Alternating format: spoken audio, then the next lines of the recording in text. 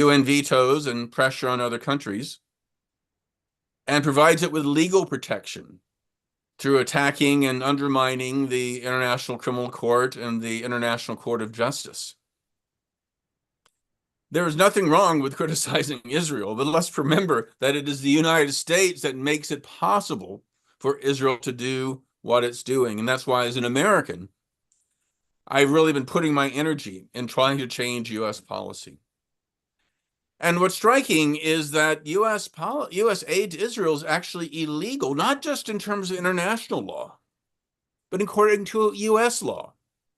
It's a direct violation of the 1961 Arms Export Control Act, which prohibits the United States from providing arms to countries which block the distribution of American humanitarian aid. It's a violation of the 1990 Leahy laws, prohibiting U.S. assistance to foreign security force units when there's credible evidence that these units are engaged in gross violations of human rights. It's a violation of Biden's own National Security Memorandum number 20 from earlier this year, which requires that countries receiving U.S. security assistance provide credible and reliable written assurances that they will use such defense articles in accordance with international law, including international humanitarian law. So again, not only is U.S. policy immoral, not only is it facilitating a violation of international law, the U.S. government is violating its own laws. And while we focus on ending the war, ending U.S. support for the war, bringing justice to Palestine, which is all critical, I think it's important to remind people that U.S. policy is not unique.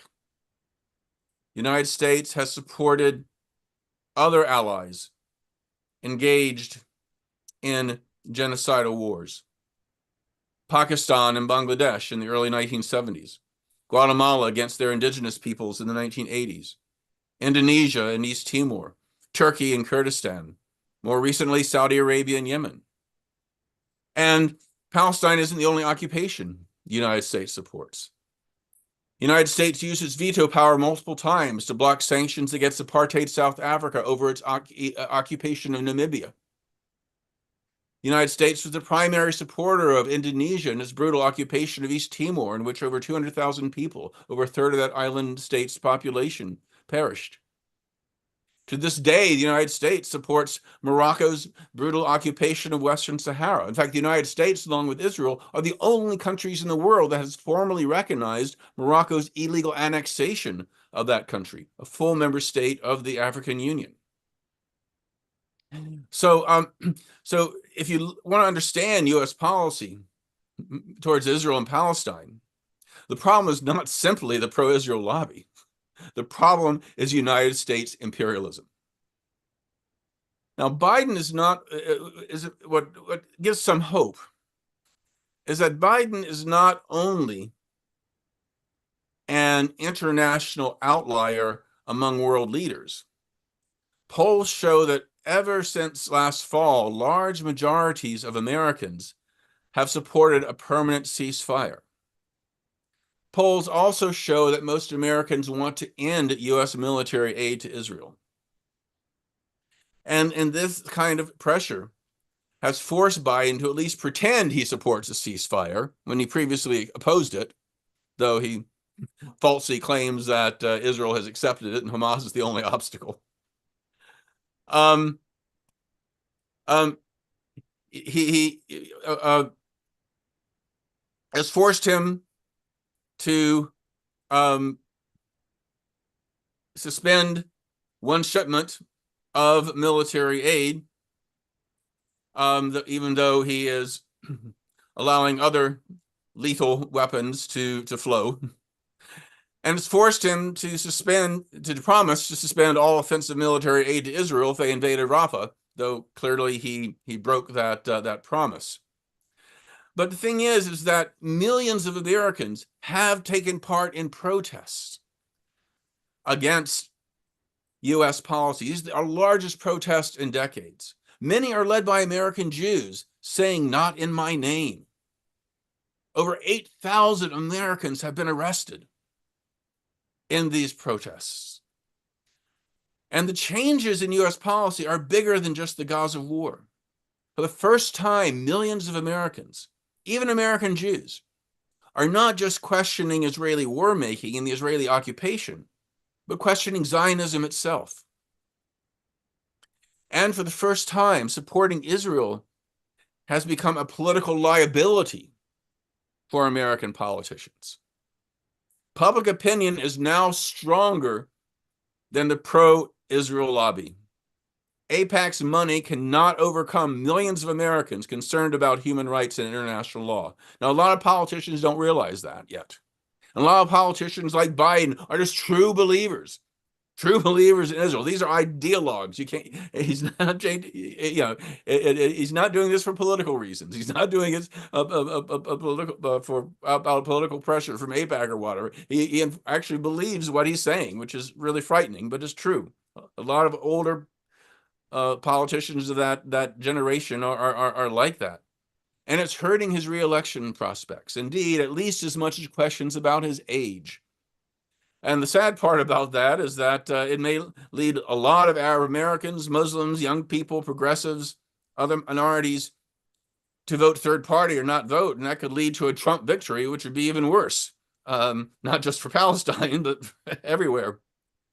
But the fact is that there has been a seismic shift in U.S. opinion and U.S. engagement on this issue, especially among young people. In fact, there's probably no issue besides maybe LGBTQ issues, where there's such a straight line between youth and age in terms of political opinion. The vast majorities of young people are pro-Palestinian, anti-Zionist, and oppose U.S. support for Israel. And they are going to be the leaders of tomorrow. They are going to be the voters of tomorrow.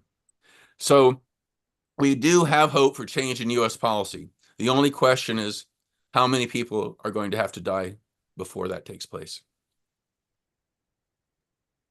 Thank you so much, Professor Zones. I would like to invite next to speak to us Sonja van den Ande, who is a Dutch journalist and political activist. I really hope I did not butcher your name. No, it's okay. Thank you. Thank you. Please, ma'am. Okay, thank you for inviting me for this important seminar. Well, first, I want to share some facts. I think most people know the facts who are here. But the UN revealed just, I think, a few days ago that after 9 months of Israeli bombardment, almost the entire population, approximately 69%, are facing severe food shortages.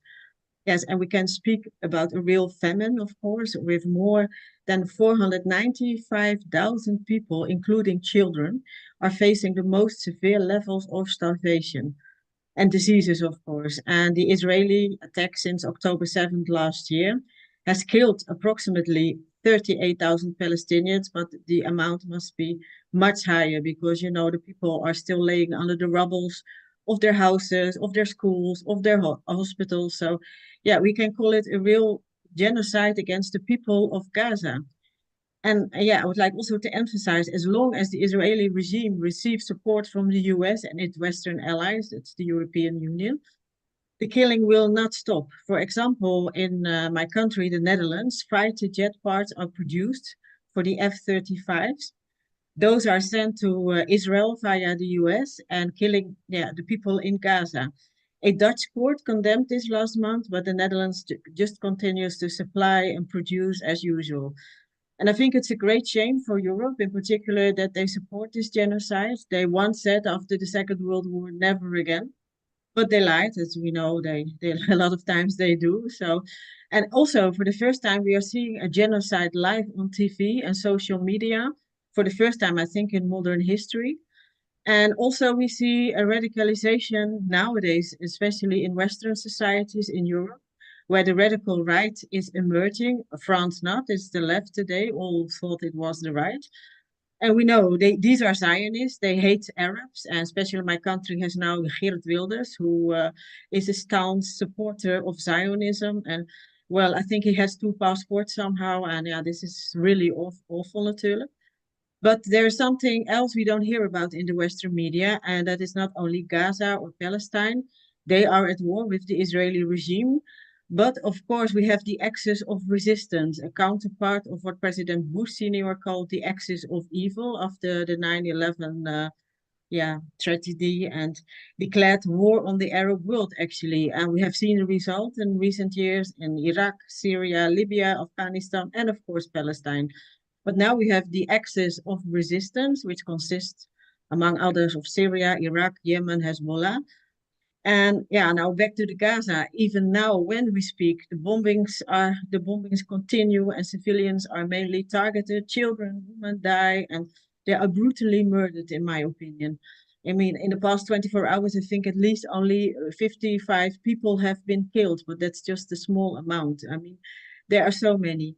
And for the umpteenth time, a school has been bombed, a hospital, and it's going on and going on and going on. And even schools where previously UN employees were in, they just bomb it. I think they don't care, and this is really terrible. And we also see this happening, with the hospitals. We know Al Shifa Hospital, we know all that. So, but this week, the Prime Minister of Israel, Netanyahu, will travel to Doha and Cairo, and he issued a statement before traveling to these countries, listing his demands. And he says that non-negotiable things are his war objectives. So, what are his war objectives? Bombing Gaza. So, in my opinion, a pointless journey to go there. He will continue to massacre the people of Gaza, which they call a second Nakba. And I would also like to emphasize that the Arab world must unite, put aside the differences in political views or religious difference, whatever. I think now that their brother people in Gaza are being massacred day by day already for 9 months, we can they can only defeat the Israeli regime if the Arab world is united. I mean, it will not come from the West. We know that they had the Oslo Accord. Now in the Netherlands, the International Criminal Court has issued arrest warrants for the leaders of Hamas, but also for Benjamin Netanyahu and his defense minister Gallant. But we all know Israel is not recognizing this court, and so yeah, it's just something which is not going to happen. I mean, the charges are extermination and murder because of starvation. We all know this, but will it have an impact? No, it will not. It will not stop the killing.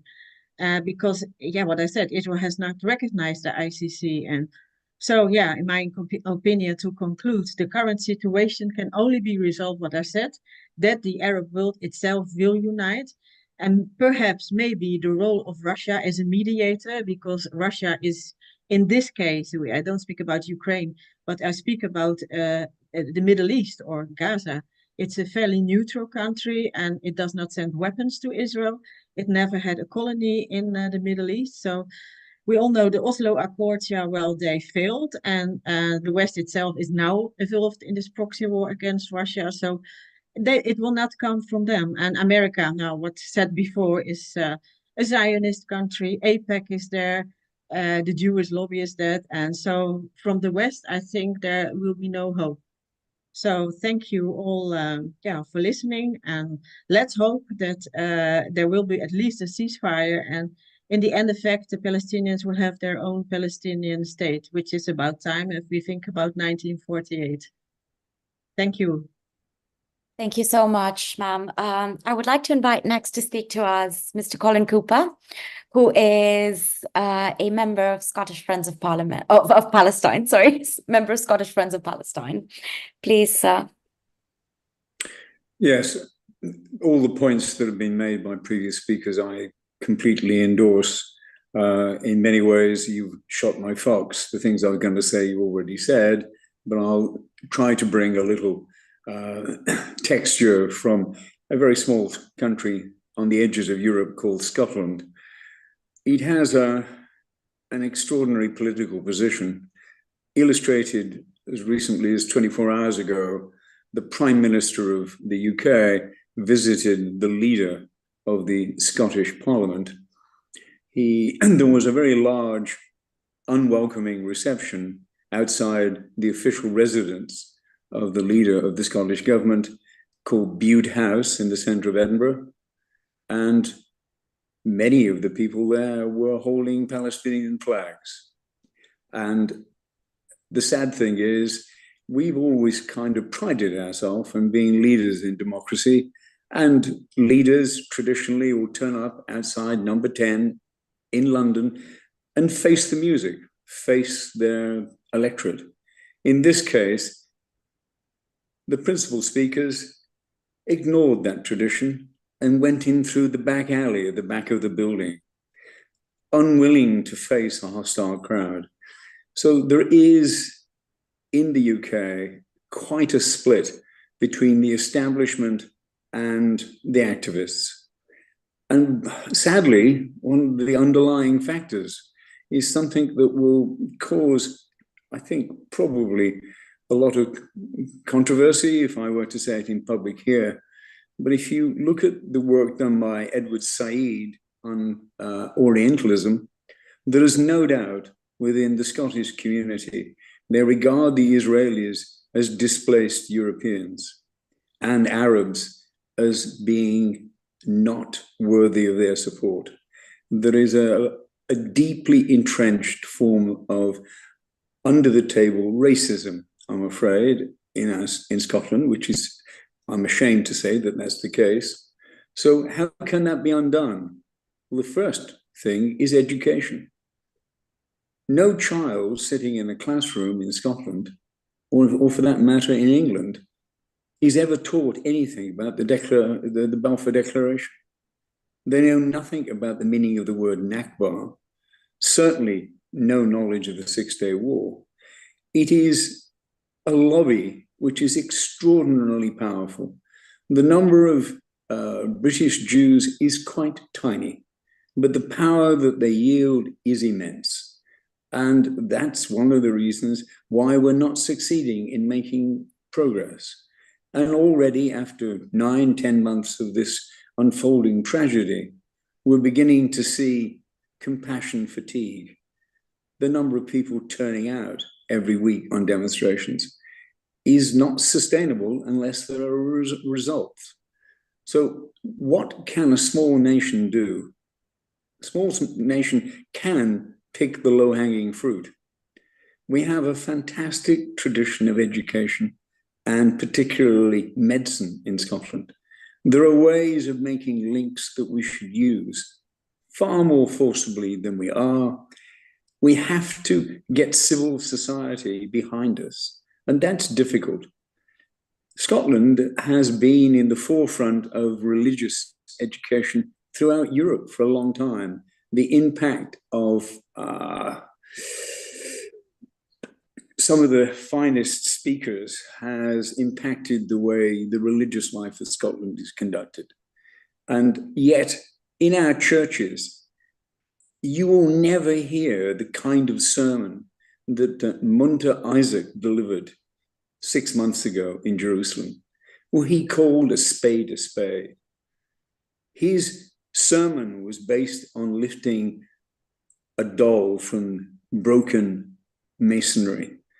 This was lifting the Christ figure from the ruins of Gaza. There will be no sermons delivered that I'm aware of in Scotland. So the church is not behind us. The government is fractured by an extraordinarily powerful lobby. It has to be broken. I think what we have to do, though, is look to the future. It seems at this darkest hour impossible to do that. But I'm older than most of the people I'm looking at, and I took part in the war in Cambodia as a medic. One of the most important things I saw there was the work of a French anthropologist that realized that the Khmer people were being destroyed because their culture was being destroyed. We have to make sure that the people of Gaza and the whole of the Palestinians, whether they're in the diaspora or not, keep their culture alive. We must honor the great philosophers like Edward Said. We must try to get education into our schools, but we're probably not going to make that in the short term. The other thing is, how do we rebuild? Yes, we can get funds eventually to restore sewage and buildings and rebuild schools. When you think children have not had a normal life for so many months now, this has repercussions as to how they will function in the future. There was, until it was bombed to bits, a very fine institute based in Gaza that looked after the mental health of children. This is our biggest task, to plan in some way to ameliorate the tragedy that is falling on these children. It's the longest piece of work we will have to do. How do we even think about a single state? I think we have to.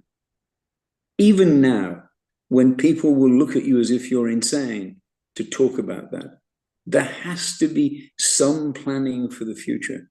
And it has to be some recognition that the two-state solution died a long time ago. And we have to devise a way of bringing pressure on a corrupt, rotten, fascistic government in Israel. And somehow we have to make them the pariahs that the leaders of the South African government were. South Africa won through the ANC brilliantly against a displaced European population that were determined to do it their way in the most vile and objectionable way. Israel needs to be shown to be just like South Africa apartheid. Those aren't my words. Those are the words of Bishop Tutu. I'm going to wind up now and say, we have to have the courage to look beyond the shattering of small children's lives. And it's up to us to do it. Thank you. Thank you so much, sir, for your contribution. I would like to invite next to speak to us a Kenyan political activist, Mr. Booker Ngesa Omole. Again, I hope I did not butcher your name. Please do correct me if I did. No, you've gotten my name very correctly. First of all, I would like to use this early opportunity to pass our unconditional and permanent solidarity with the Palestinian people and confirm the correct line that the only way to achieve victory is only through resistance and no other way. In fact, the entities that have tried to negotiate with the Zionist regime led by Benjamin Netanyahu have been humiliated. In fact, the Palestinian Authority that opted to open negotiations, it's important to recognize that there is no negotiation with imperialism because the Zionist regime in Palestine is actually an extension of the United States imperialism. And the big line of the United States imperialism means victory to the Palestinian people. It's important also to bring out that the United States that continue to support the genocide in Gaza does not have foreign policies. They actually only have interests. So for them, it's about the interest of the ruling class in the United States and their Western allies. They do not have any principle or any Western moral system on the ruling class. Because look at in fact, it is beyond the genocide. We could even call it a Holocaust happening in Gaza. One, most importantly, is that the Benjamin Netanyahu regime, supported by the United States of America, will block any access to food and any necessities that can be taken to Gaza, and then use millions of shillings to organize a show of helicopters and these planes dropping, for only propaganda reasons. So it basically means that the interest is not just to deliver food, but to create and try to manufacture a different propaganda that even though we are supplying arms to the Israel apartheid regime, we still have some dignity that we can use their airspace to deliver food while they are blocking trucks from delivering the most important essential to the Palestinian people. This is the hypocrisy of the United States empire and the allies. And this is not something that is unique to them. I think the establishment of Israel in the west of Asia was not just an accident, but it was calculated to deny the residents of that west of Asia any peace and to allow external interference by mainly the ruling class, the dominant class in the Northern Hemisphere.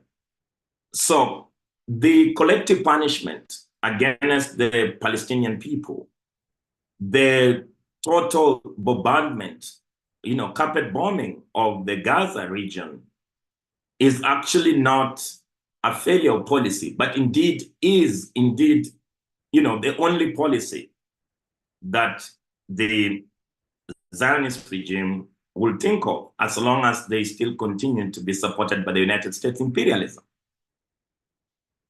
The second point that I probably would like to make is that the people in the global south, particularly the African people, share the pain of the Palestinian people because we have a history with colonialism. We have a history with settler colonialism.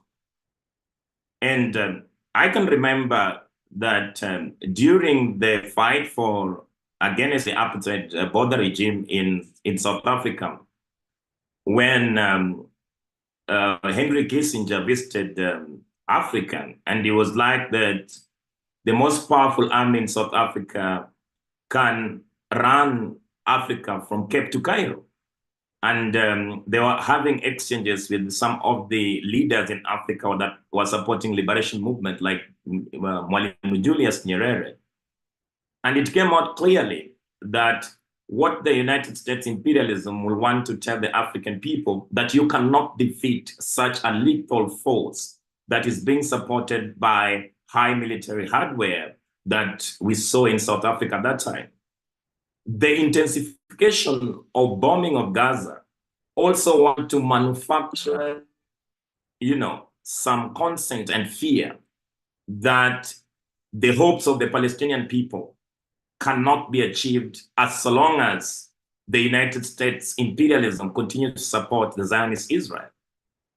But history has continued to debunk such propaganda of the ruling class. Remember, Collins Cooper mentioned about the struggle of the East Timor that I read in my younger days. And it was like the East Timor people were totally going to be annihilated.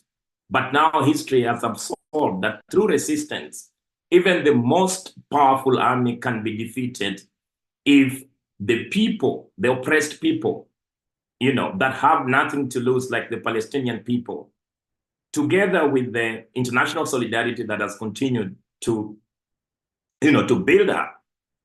Remember, the Zionist regime has continued to dominate the African media spaces by telling us that the war in Gaza, the war in Palestine is about Muslims and Christians. This is something that now have been severely debunked because they're using Christian rhetoric to justify land theft. They're using Christian rhetoric to justify murder of innocent people. And they have the media at their disposal. Remember, the Zionist bloggers, the corporate media, call it the CNN, the BBC, every time they start to cover the conflict or the genocide, the way they frame the news is basically to accuse the people who have actually been slaughtered as the perpetrators of violence, and without differentiating the violence of the oppressed people and the violence of the oppressor. These are two different people. In fact, the Palestinian people has all the rights to use any means available to them to defeat Zionist, Zionist settler colonialism. On the issue of the two-state solution, this was a mirage. It was a false dream that was being chased by some people who thought that Zionism, supported by the United States imperialism, can be negotiated with. The truth of the matter is that the chances of a two-state solutions have been destroyed by the very proponents that were calling out a two-state solution.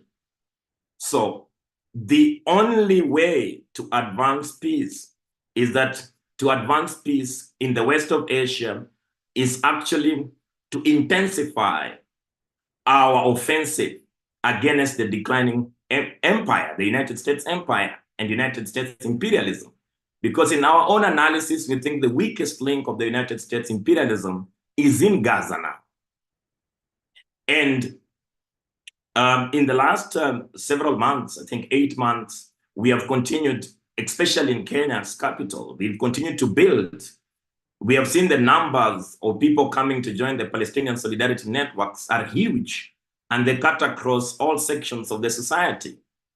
So this is important to know that the victory in Gaza is almost there, but in our analysis, we defend not just a one-state solution, but a one democratic state where the Arabs, the Blacks, all races, including the Jews, can live, can coexist together.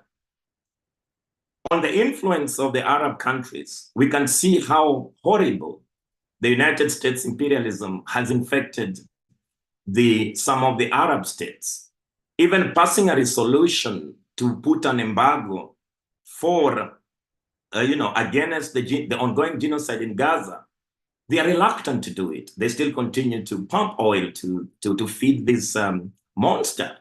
So it's essential to understand that the issue around Palestine needs a concerted solidarity against United States dominance class and their Western allies. And it is our committed fight against not just Zionism, but its mother, which is the United States imperialism, backed by the Western, the Western allies.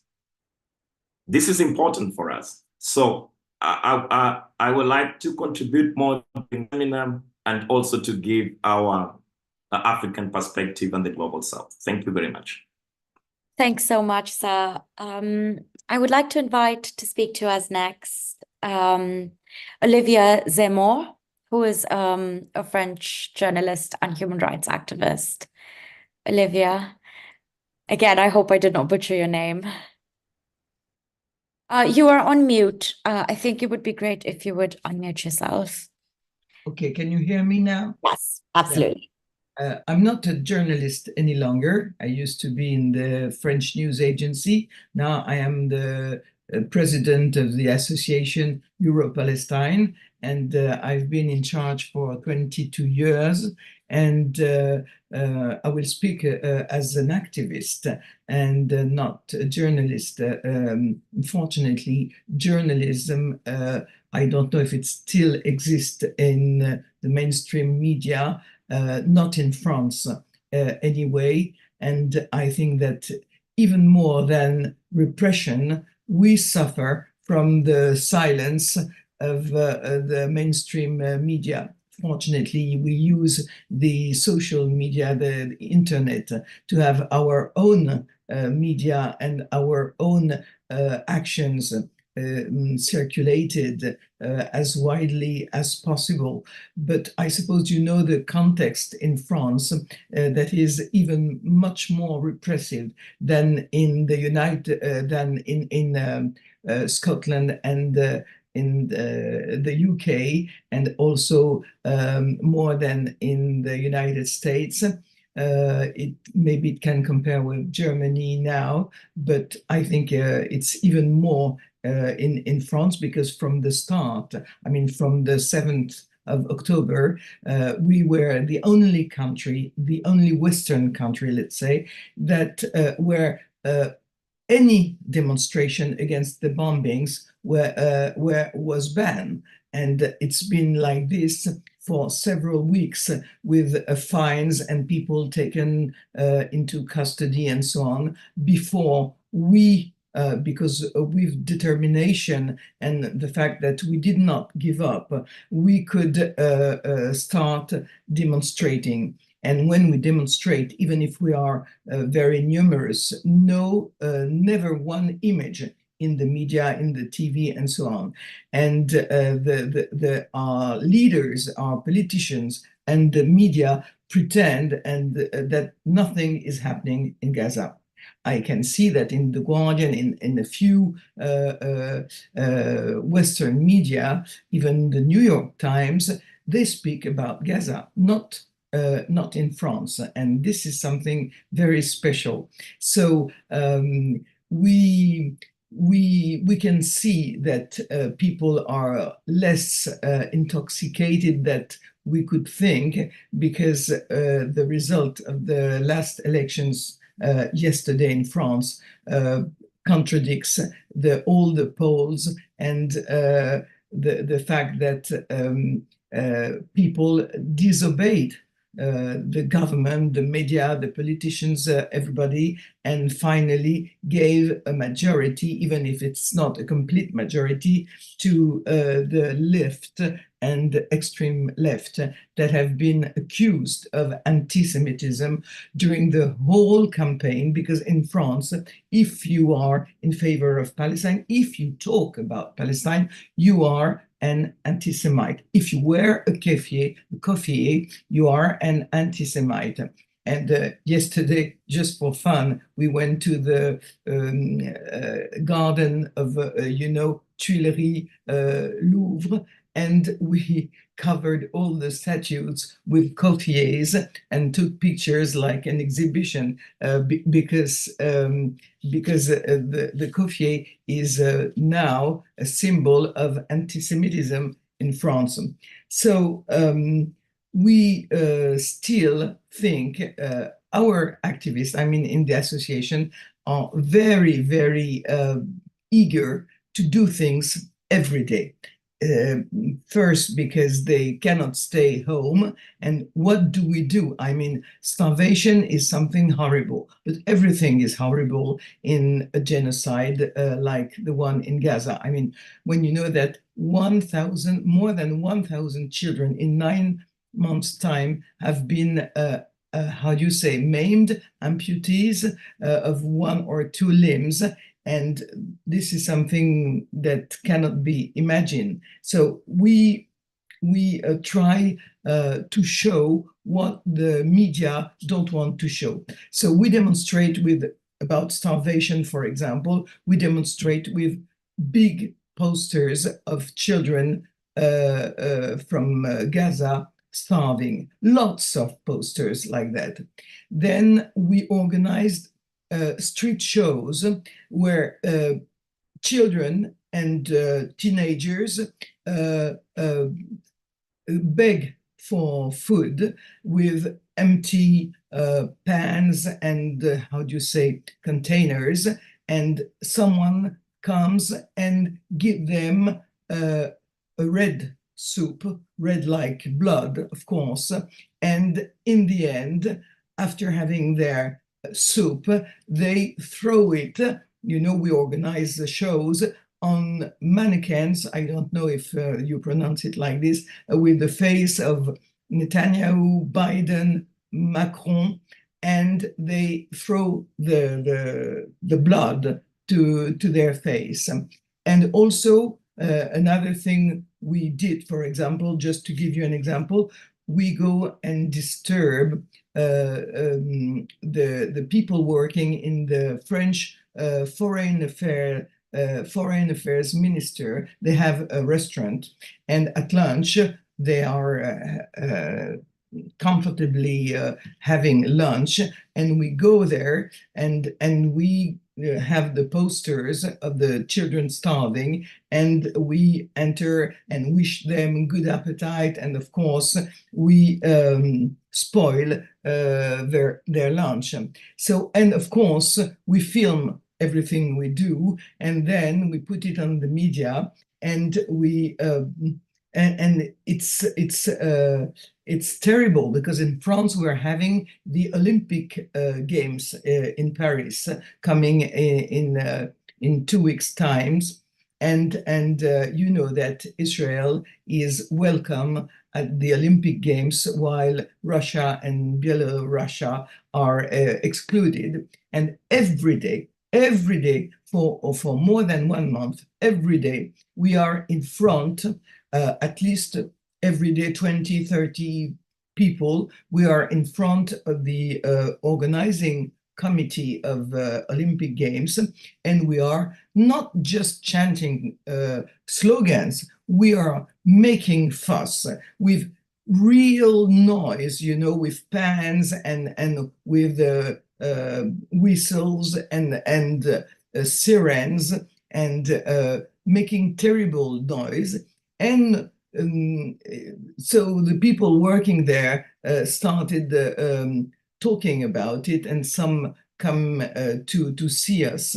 But it's very difficult to change the situation, because if no one is taking any sanction, I mean, no government, because we are, of course, taking sanctions with the boycotting Israeli products, Israeli generic drugs, Teva, and also all the McDonald's and so on, Starbucks and Hewlett Packard, who are very collaborating with Israel in a very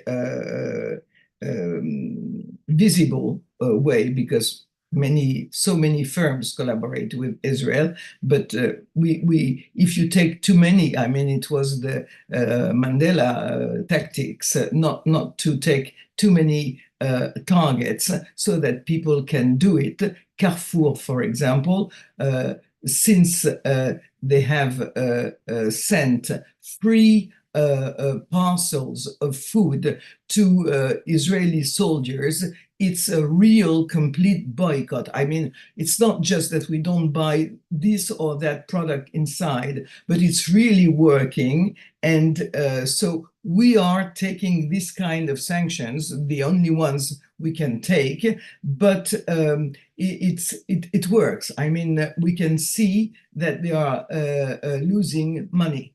And we don't know. We agree with what you all said about the analysis of the situation. I just wanted to ask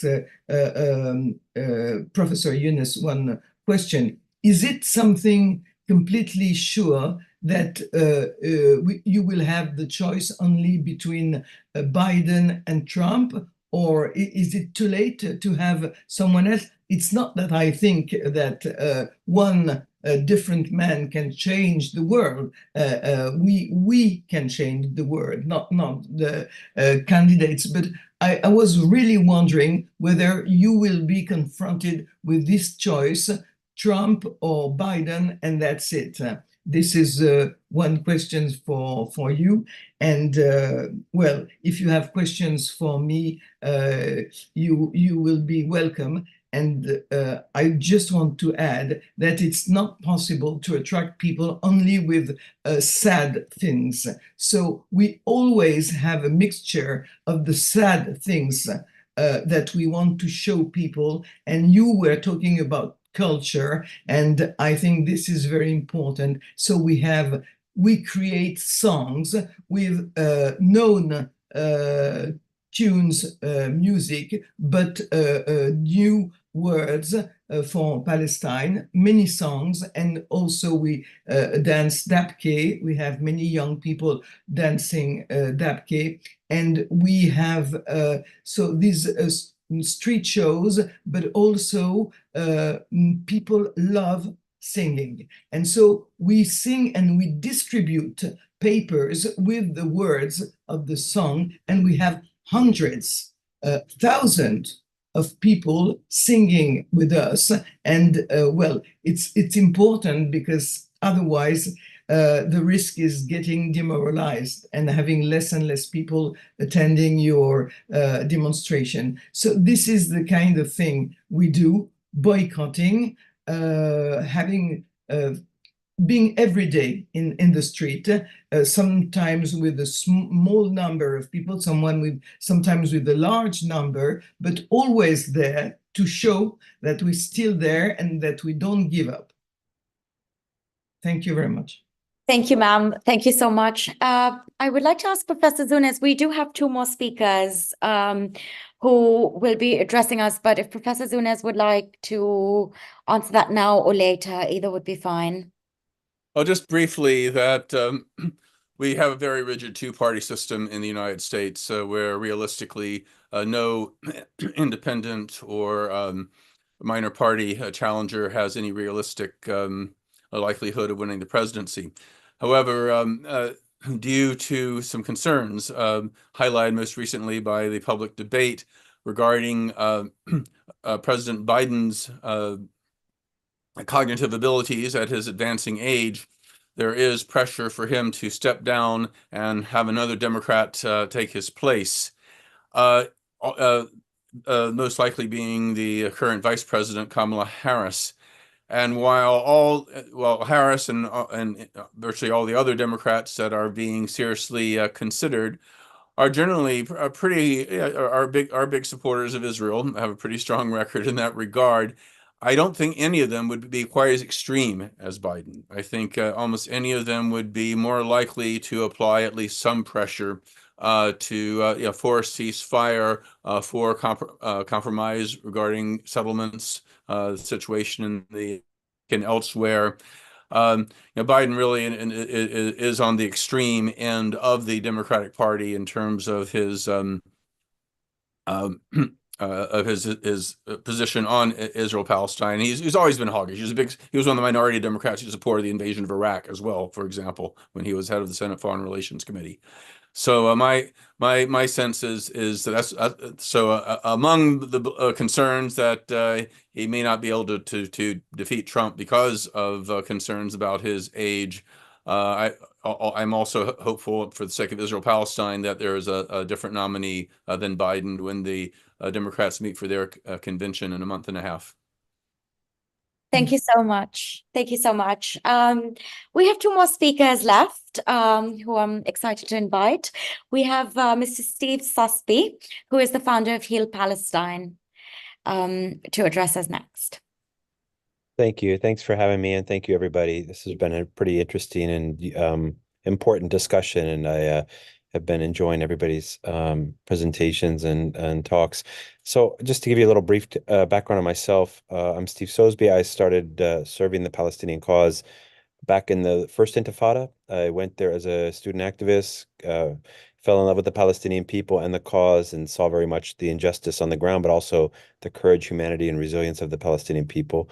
Dedicated my life to the Palestinians, went back to work as a freelance writer to share the stories of what was happening on the ground there with the American public, who are, especially back in the first Intifada, extremely ignorant of the realities on the ground there. Things have changed a little bit, especially with the younger generation, as we heard previously, with social media having a tremendous impact in changing and exposing the realities of the situation on the ground. Having seen the need to, I wanted to serve the Palestinian cause in a very positive way and have a positive impact. As an American, obviously, we have limited restrictions, not official, but the most effective way, in my opinion, back then, for me, as somebody who is just a regular person from a small town in Ohio, to have an impact was to start bringing injured kids, getting them medical care that they could not get, getting them for free in our capitalist health system in the U.S., which is significantly flawed, but in the sense of bringing injured Palestinian children, there are ways to get those kids free medical care that they can't get at home.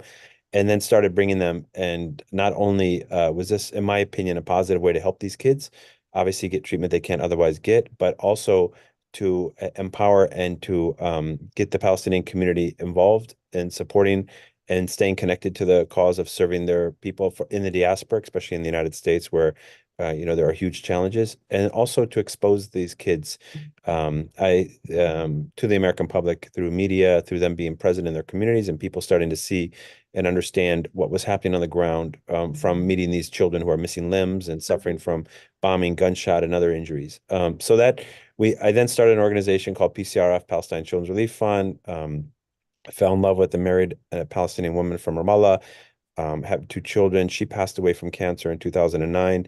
An amazing person. She helped build the organization with me, PCRF, and then moved back and became a Palestinian citizen, have a passport, Nahoia ID, and have continued to serve the Palestinian cause in positive ways. And I'll talk a little bit about that because we've heard from the speakers, who are much smarter than me and know much more from a political insight on what the current situation is in foreign countries where, we are supporting the oppression and genocide of the Palestinian people, supporting the Israelis to commit genocide and making it possible to do so. What I'm looking for and what I think I can add value to this conversation, hopefully, is to discuss effective ways right now to have a positive impact and show the Palestinian people on the ground, particularly in Gaza, that we stand with them, that we are not part of this international, I don't want to call it a conspiracy because it's pretty obvious, but the international governments that are involved in committing genocide against against the Palestinian people, particularly in Gaza, particularly children. I think the number one issue that we see on the ground in Gaza is people feeling that the world doesn't value their children as human beings or themselves. And this is obviously true from government policies. So strengthening the Palestinian resolve by showing them our love, compassion, solidarity, and support for their struggle for freedom and justice is part of what I believe our work in Heal Palestine. We started, and I left PCRF and started Heal Palestine on January 1st.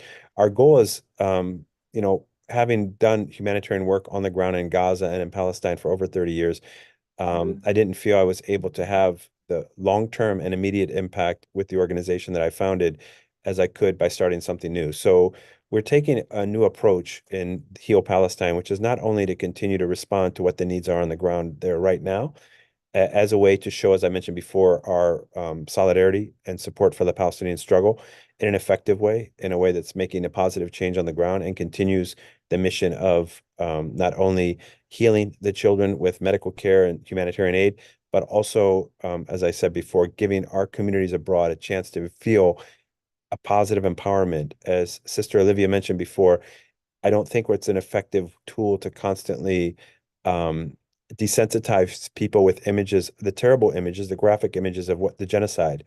Obviously, we have to see that. We have to bear witness. It's critical for legal reasons, for moral reasons, for political reasons. But in addition to that, we don't want to desensitize our community. So we work very hard to show positive work and a positive impact in ways that people can get involved in serving the Palestinian cause in ways that they feel, from a human perspective and from a political perspective, they're serving this cause in an effective way.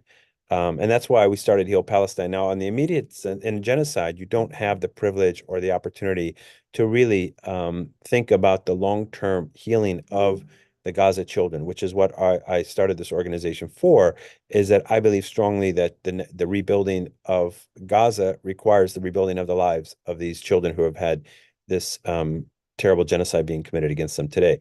To get to that point, we have to help these people survive. And that's what we're doing right now on the ground there. We're running a kitchen to feed people. We're sending medical teams in. We just opened a field hospital. We're doing mental health as much as that can be effective on the ground there, considering the circumstances. And we're bringing injured kids out. Yesterday, I was in Chicago, and we just brought our 14th injured child to the United States for free care.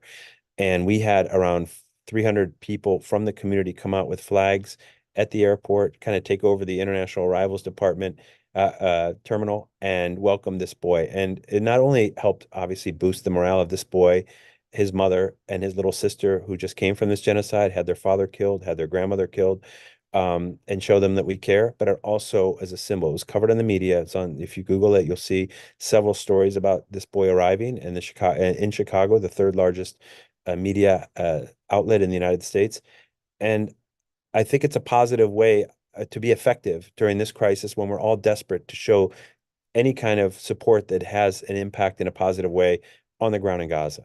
And this is the greatest challenge going around the country and all over the world with our Palestinian community, our Arab community, our brothers and sisters who stand in solidarity with Gaza and the Palestinian struggle, as myself, that we don't want people to feel so disenfranchised, so much despair, and so much hopelessness that they don't stay active and they don't stay involved. It's very easy to get burned out in this challenge, in this struggle, because the powers against us are so extreme, so entrenched, and so ingrained in the structures, in the economy, in the media, in the political system, in the entertainment industry, and so on and so forth, that it's very hard for us as individuals, especially, people with, limited resources in comparison to those on the other side, to feel inspired and able to keep staying effectively involved in this issue. So that's part of our role. Is it's not just to heal our brothers and sisters in Gaza and in Palestine. That's the most important, obviously, when you have children.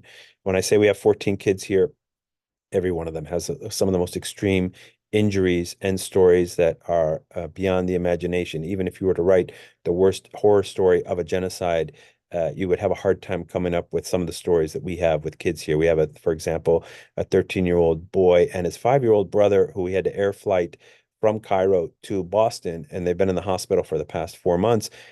Their entire family was killed. The parents, the other siblings, and the 13-year-old boy had 60% of his body with third-degree burns, and his 5-year-old brother lost his leg. You can't make, and every one of the kids we have here in this country being treated has the same story. The boy who arrived yesterday, as I mentioned, his father was killed, his grandmother was killed. We have kids all over the country who have the exact same situation, and we have another large number of kids coming, either who are currently in Egypt with extreme injuries, double amputations above their legs, significant burns, and other types of extreme trauma that's been inflicted by them by American bombs, European bombs. And we have 10 children in Gaza who've been accepted by the capitalist American health system and are waiting to travel, but are being denied travel. We have, for example, 11-year-old boy who had his legs blown off, who's been accepted in Atlanta for the last 3 months, and the Israelis will not allow his 25-year-old mother to travel with him because she's a security threat. So we have these huge challenges in front of us, but we have a strong resolve to continue and serve the Palestinians and not give up. They've certainly not given up, and it's our duty to never give up our support for them in any way we can.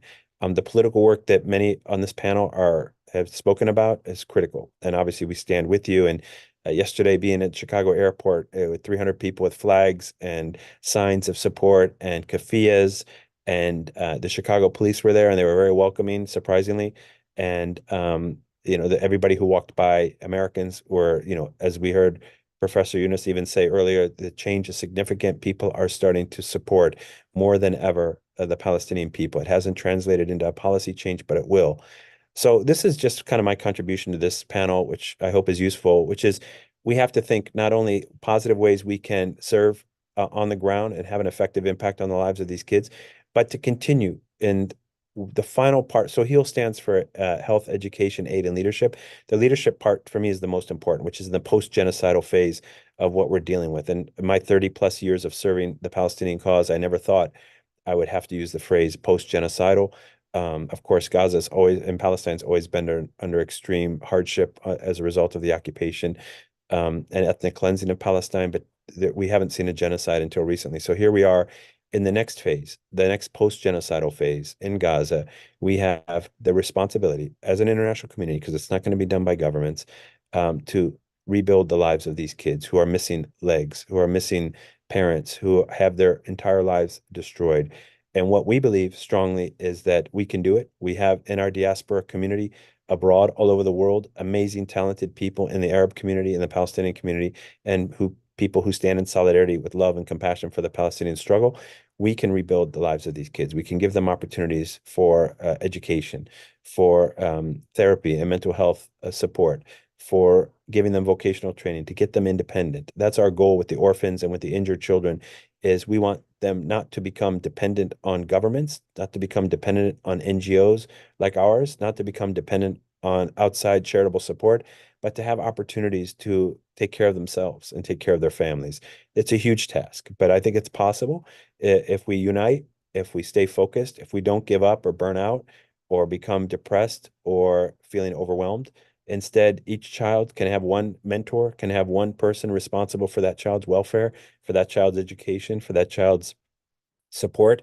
And our organization will make sure that the resources are available for that child and their mentor to rebuild that child's life to the best of our ability. So that's what my story is about the work that we're doing. I've, as an American who carries a Palestinian passport, has a Palestinian ID, has children who are Palestinian, deeply, deeply honored and privileged to serve the Palestinian cause and to work in this space. And I also recognize how important it is and how critical it is that Palestinians have this leadership opportunity. And that's what our organization is doing as well. We're building a new generation of leaders, not only to take over our organization, but to become leaders on the ground in Gaza for rebuilding their country in the future, which God willing will be soon. So thank you again for inviting me on this show and for the amazing contributions and talks that I've heard so far. And also, most importantly, all of us stand in deep, deep admiration and respect for the Palestinian people, for their struggle, and particularly for the Gaza people. And God willing, this genocide will end soon. And all we can do is keep working to help the people there until it does. Thank you. Thank you so much. It's really incredible that you brought into really sharp focus not only the ongoing suffering that is happening as we speak, but also of ways we can take part and mitigate. It would be great if you could share details about your organization. We'll be, sure to engage in any way we can. I would like to invite our final speaker, Mr. Nabil El-Khouri, who is an academic and a diplomat. Before I invite Mr. Khouri, I would just like to say that because we're running a bit short on time, I think we might not have time for a discussion, but it would be great if we could have everyone's maybe final comments or like a 1 minute at the most summing up. That would be really, really great. But please, Mr. Khouri.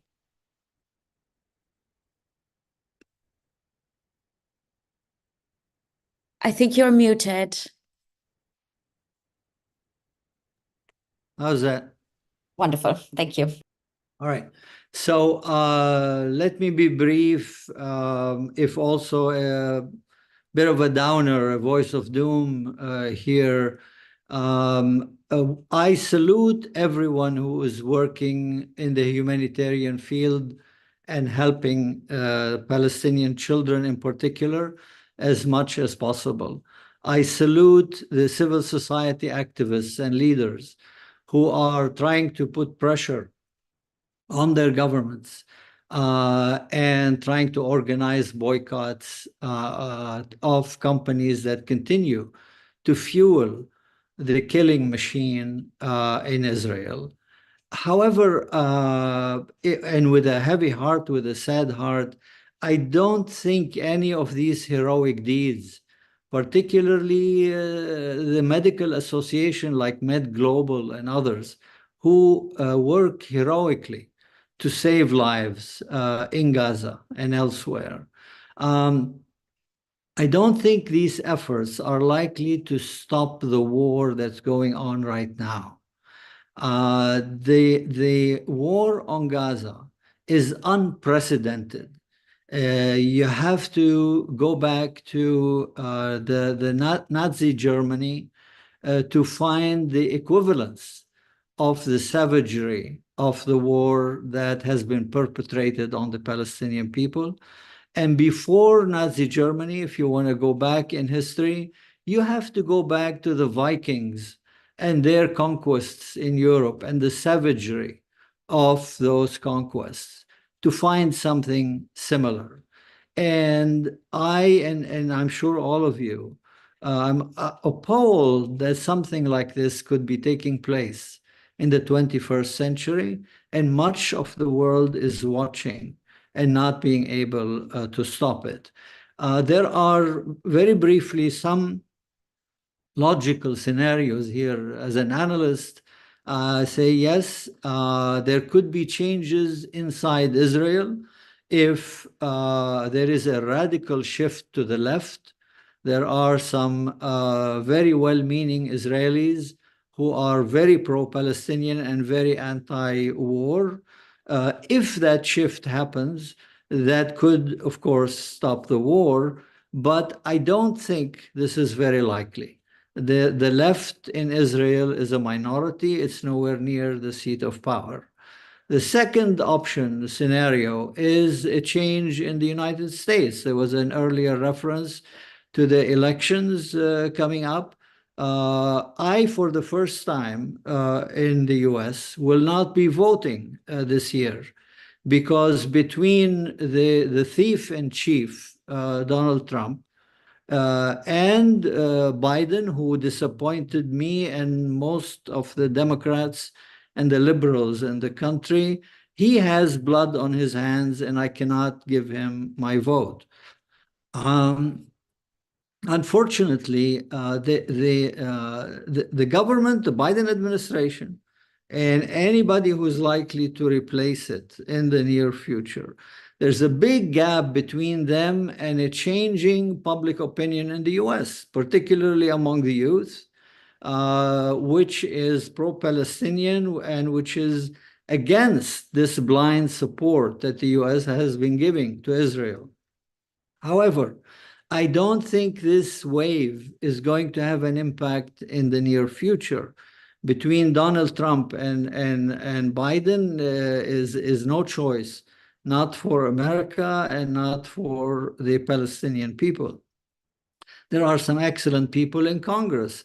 The progressive front in Congress, Bernie Sanders, and about 10 or 12 members of Congress, any one of them would be an excellent leader for the US and would do their utmost to stop this genocidal war against the Palestinians.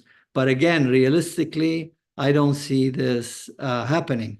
There could be a change due to the civil society activism in Europe, enough pressure from NGOs to change the attitude. We just had an election in France. The advent of the left, and possibly they haven't formed a government yet, but a government of the left in Paris would make a difference, would be a different voice from the voices that have been coming out of France lately. But at the end of the day, it's going to be one voice. There's a NATO summit going on in Washington tomorrow. That French voice won't be there because the government hasn't been formed yet. But the majority right now in members of NATO, they've put Ukraine as top one on their agenda. Mutual defense, what kinds of weapons, what's the budget for our defense? Those are the issues they're talking about. Palestine is not on the agenda. The Turkish President Erdogan has promised to raise it, but I don't see much happening as a result of that. So if these scenarios, which peacefully lead to an end to this war and a new serious peace initiative, if these are all unrealistic in the near and even medium term, then the only thing I see left as an analyst is, as Churchill said, there's nothing to look forward to here except blood, sweat, and tears. I see the violence continuing. There was a voice from Israel a week ago before I left the US. I'm not in the US right now, which said that they promised to turn Beirut into another Gaza. My response was, you could destroy Beirut 10 times over. It will change nothing. You will still be at war in the Middle East. And each year you will lose more and more because of that antagonism. I unfortunately see that logically the only thing that will pressure Israel ultimately is a very forceful military response to the Israeli aggression, which ultimately may convince them that they are not going to keep winning forever. They are no longer facing weak Arab armies. They are facing the axis of resistance. These are people who are totally dedicated and who are serious and will not stop fighting. And the military capabilities are increasing in sophistication. The sacrifice of a major war on Lebanon right now will be tremendous. Lebanon will be crushed. But at the same time, Israel will not win. And it will be a very costly, bloody war for them. So I'm sorry, but I must conclude with I see nothing but violence ahead. Everything we can do to save Palestinian lives is well worth the effort. But in the end, it's going to be war. It's going to be, if the governments of the world are not willing to put serious pressure on Israel, the people who are fighting the Israeli army are the ones who are going to put the pressure ultimately. And that's it from my end. Thank you so much, sir. I believe this brings our webinar to a rather sobering conclusion as things continue to develop within the region. I would just like to offer all of our speakers a minute or so, if you would like to share with us any concluding remarks before we finish up, please. Well, okay. I totally agree with the last speaker. I'm a journalist. I'm a sanctioned journalist by the West. I'm living in Russia because I was in the Donbass, because I was in Palestine, and because I was in Syria reporting from the wars. And I know it is a very terrible situation, and unfortunately, I must agree. I mentioned in my speech earlier about the axis of resistance, and I think the last speaker is right. We have to put our cards on that point, the axis of resistance. They are fierce fighters. I saw them in Syria. From the West, there's no expectation at all. For my part, no, because we see what they have done over the years and how they say they say nothing actually about the genocide, nothing. So, well, let's hope to conclude that we at least have a ceasefire, that the genocide, that the killing will be stopped, but it will not end the conflict and it will not end the war. So, yeah, the axis of resistance, I think it's what the cards should be on. I have to strongly disagree. I'm afraid that speaking as a strategic analyst, there's no combination of forces that are anywhere close to the military power of Israel. And Netanyahu in the far right has been shown to be quite willing to sacrifice Israeli lives unnecessarily for their reactionary and racist agenda. It would only, just as the United States public is getting more and more critical, more and more challenging of U.S. policy, this would weaken that very much because, well, most Americans have sympathy for the Palestinians vis-a-vis Israel. When it's regarding some reactionary oppressive regime like Iran, it is very different. The attitudes are very, very different. We saw this in the very brief exchange of a fire a couple of months ago. I really do think the biggest hope for change is changing U.S. policy, because without the crutch of the United States, without the vetoes of the United States, without the arms of the United States, I think Israel would not be able to do what it's doing. It would also give more leverage for Europe to assert a more independent foreign policy as well. And again, I want to underscore, the main problem is not the Israel lobby. And the Israel lobby makes it more difficult to challenge U.S. policy. The Israel lobby makes it, if it weren't for the Israel lobby, we'd have more allies in Congress. There'd be less censorship. There'd be less bias in the media. It would be much easier to challenge U.S. policy. But the overall thrust of U.S. policy would be more or less the same. I've been saying this. Noam Chomsky's been saying that. Joseph Massad's been saying this. Phyllis Bennett's been saying this. Steve Nye has been saying this. Almost all the major critics of U.S. policy towards Israel-Palestine recognize it's not first and foremost the lobby, but the idea the United States would suddenly be concerned about human rights and international law in the Middle East without the lobby is naive, because when have we ever cared about those things anywhere else in the world? But things can change. We change U.S. policy in Vietnam, on Southern Africa, on Central America. On Iraq, we have the U.S. and the public is mobilizing. We can change policies, and that is where I'm putting my hope, and that's where I'm putting my energies.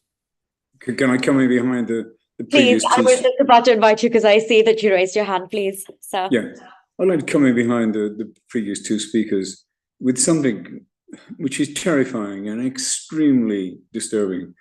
There are quite a large number of ex-IDF serving soldiers that have gone around the world expressing their concerns.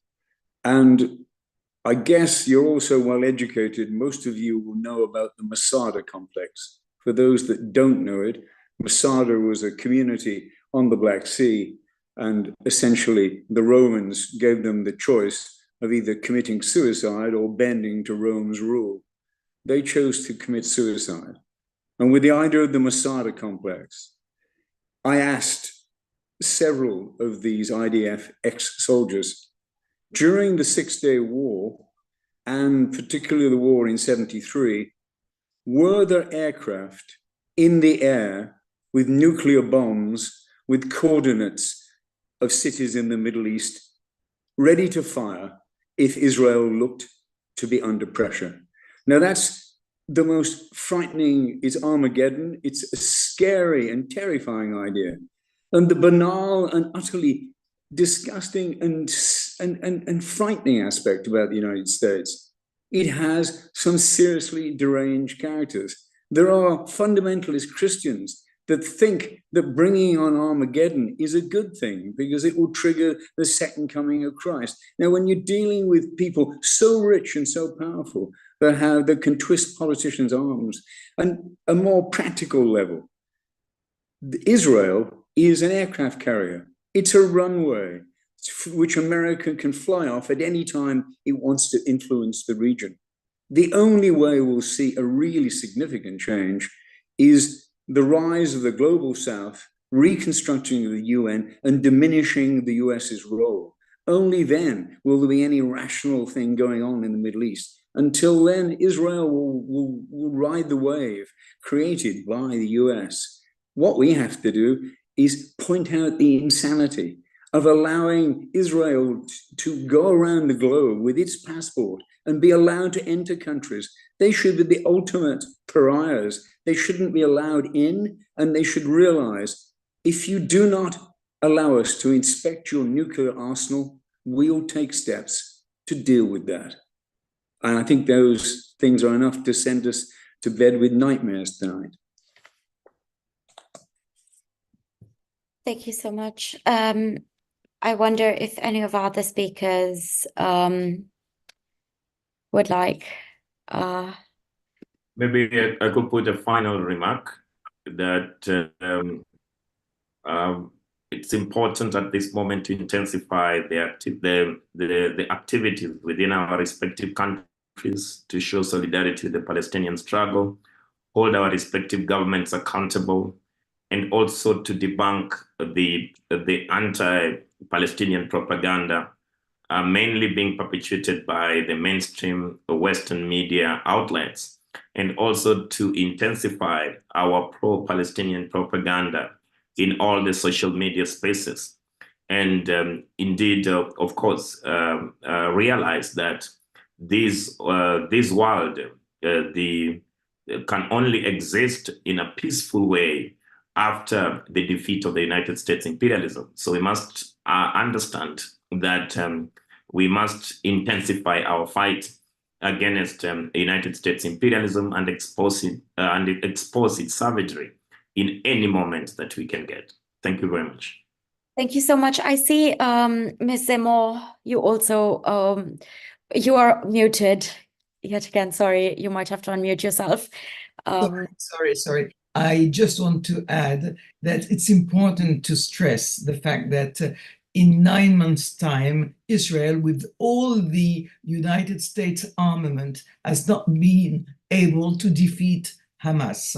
And seeing that imperialism, knowing that Lebanon, Syria, Iran, Iraq, and maybe Russia and China, no one knows, can get together, they are not sure to win a third world war if ever they think that it's a good opportunity, the economic crisis and the fact that they don't get as much profit as they want from the exploited people.